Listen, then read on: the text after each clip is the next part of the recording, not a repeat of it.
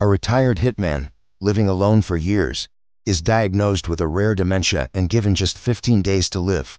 With billions in cash and jewels hidden away, he races against time to help his estranged son cover up a murder and settle unfinished business before his mind fades for good.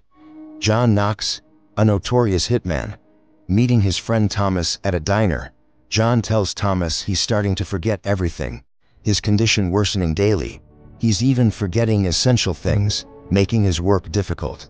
Thomas warns him that being a killer with memory loss is dangerous and urges him to see a doctor immediately. John initially dismisses it, but after some thought, decides Thomas is right. The next day, John gets a checkup. The doctor diagnoses him with dementia, explaining that he will gradually forget everything. When John asks about a cure, the doctor says there isn't one in his case, and he has very little time left. His memories will slowly disappear.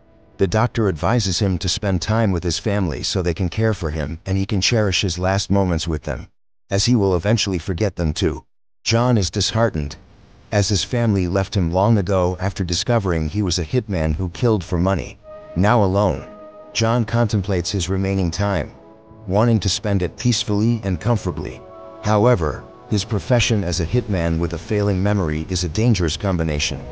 He could kill anyone unintentionally. Time passes. In the first week of his memory loss, we see John with Annie, his girlfriend. They are in love. Annie often asks about his family and work. John explains that his family left him when they learned he was a hitman. Before he can elaborate, his phone rings. It's Thomas with a new contract, a hit. John goes to the address Thomas provides. Their target lives in the house across the street. As they approach, John tells Thomas this might be his last job, as his condition is worsening. Thomas is uneasy. John enters the house. Inside, his dementia takes hold. He starts hallucinating and ends up in the bathroom. He sees his target bathing with his girlfriend and shoots. By mistake, the bullet hits the girl. Immediately, John is overwhelmed with the realization that he killed an innocent girl. The door opens, startling John, and he shoots again. He then realizes he has also killed Thomas accidentally. John is lost, his condition worsening. He has killed 2 innocent people besides his target. His boss, Jericho, calls. When Jericho asks what happened, John fabricates a story. He and Thomas entered the house. The target realized they were hitmen and shot Thomas. In response, John killed the target's girlfriend. He claims Thomas is dead. Jericho believes him, trusting John's long and flawless record. After hanging up, John stages a crime scene to make it look like Thomas killed the couple, and then the target killed Thomas. He leaves the gun in Thomas's hand and departs. The next day, 2 detectives, Rael and Emily, arrive. Rael believes it was a mutual killing and is ready to close the case. But Emily senses something is wrong. She deduces that there were 4 people present. Someone entered, killed the couple, then killed the 3rd man. If the couple had killed each other, the shower wouldn't have been turned off. But it was. This suggests someone else was there, staging the scene after killing everyone. On the other hand, we see John. He goes to an accountant and gives him the names of 3 people. He instructs the accountant to give all his earned money to these 3 in cash. The accountant agrees. Now, John tries to gather as much money as possible. He goes to his storeroom, takes some paintings worth millions of dollars, and hides them in his house. That night, a man knocks on John's door. John doesn't recognize him and stares blankly. The man is injured and very upset. After a moment, John asks who he is. The man replies, confused, "What happened to you? I am your son, Miles." Then John remembers Miles is his son and realizes his dementia has worsened significantly. He brings Miles inside and asks what happened. Miles starts crying. He explains his 20-year-old daughter is pregnant. He loves her very much. He recently found out she had an affair with a 32-year-old man named Anthony, who misled her and got her pregnant. Miles went to Anthony's house to talk. A fight broke out, and he killed Anthony in anger. He is desperate, saying if he goes to jail, his family will be ruined. He tells John he has never asked for anything before, but this time he needs his help to get out of this. John thinks for a moment and tells Miles to take off all his clothes. He gives Miles a drink in a glass, ensuring Miles' fingerprints are on it. Then he tells Miles to go home, saying he will take care of everything else. John keeps the knife Miles used to kill Anthony. He tells Miles not to tell anyone about this. But as soon as Miles gets home, he tells his wife, Cheryl, everything. Meanwhile, John is busy. He first goes to Anthony's house and takes a blood sample and some hair. He now has evidence. Then, he goes to the surveillance room and knocks out the guard. He starts deleting all the CCTV footage one by one. He has another attack of dementia. During the attack, he fails to delete Miles' footage, only deleting his own. He returns home. He doesn't burn the evidence he has against Miles, but hides it in one place. It's unclear why John is doing this. He then starts writing everything in a diary before he forgets. On the other hand, detectives Emily and Rael continue their work. Emily tries to piece everything together. She investigates who was last seen with Thomas. She finds out about John. When they get John's background, she discovers he was in jail for 6 years for tax evasion. No one knows who framed him. Emily uses her intuition and figures out John is a hitman and might have been contracted to kill these men. When he went there, she suspects he also shot Thomas, believing Thomas had set him up for jail. Emily wants to confirm her theory. Meanwhile, John reaches out to his old partner, Xavier. He gives Xavier a paper detailing all the evidence. He tells Xavier his son killed someone by mistake, and he needs to save his life somehow. Xavier asks why John is giving him all this. John explains he has dementia and could forget everything anytime. That's why he wants Xavier to take care of things and help save Miles. Xavier agrees to help. On the other hand, Emily and Rael investigate Anthony's murder.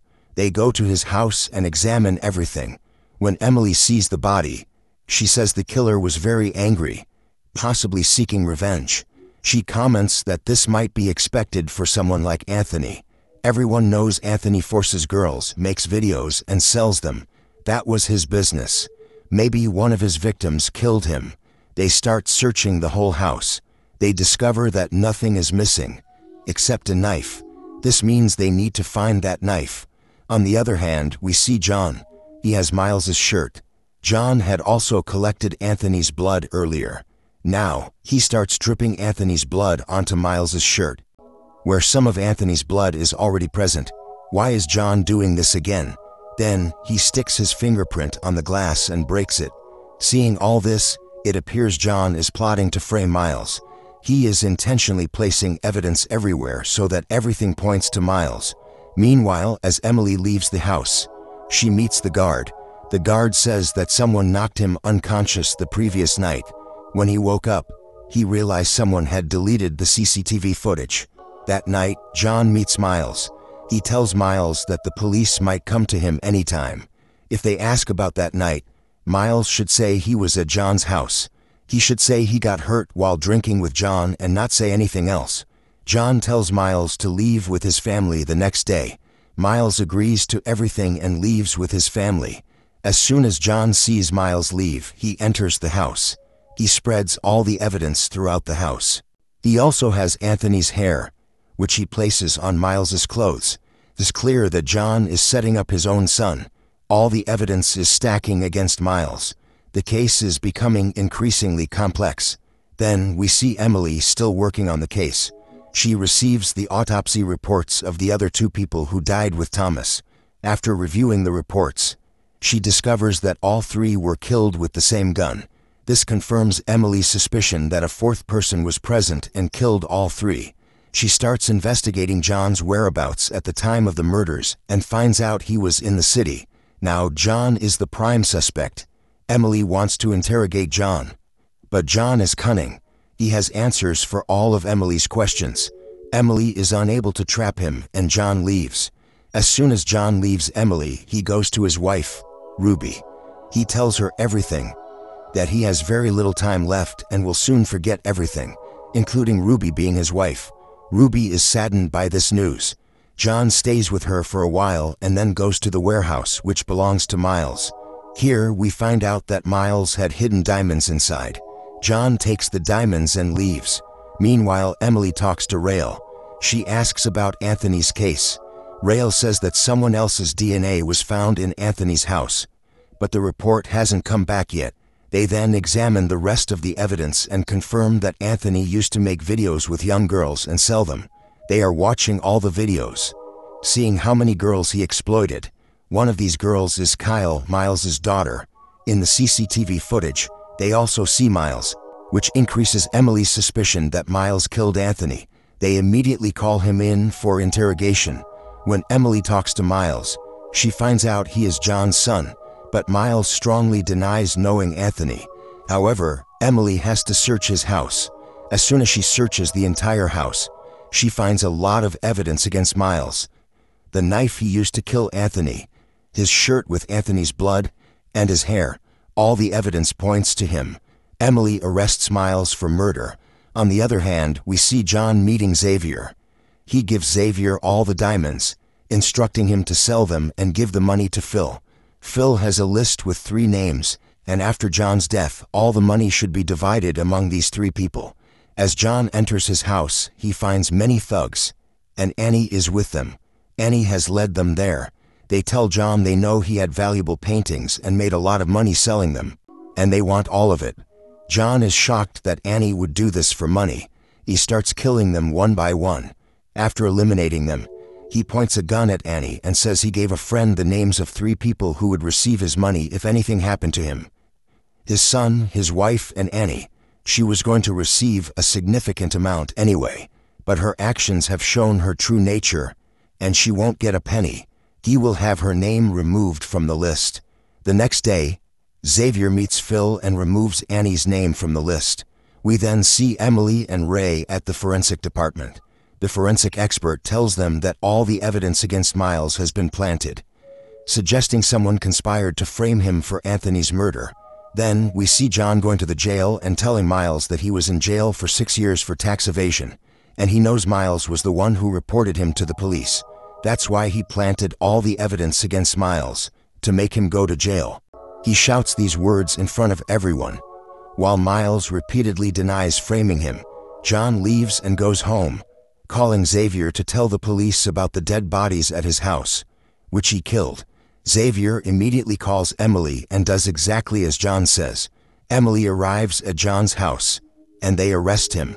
During the search, Emily finds a broken glass with Miles's fingerprints. Emily is confused.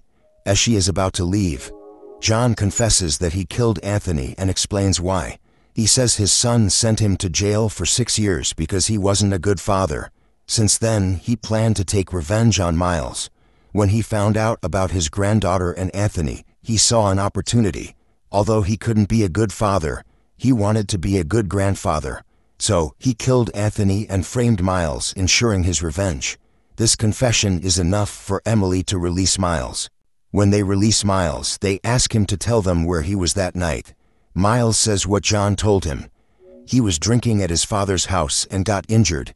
This reminds Emily of the broken glass with Miles's fingerprints at John's house.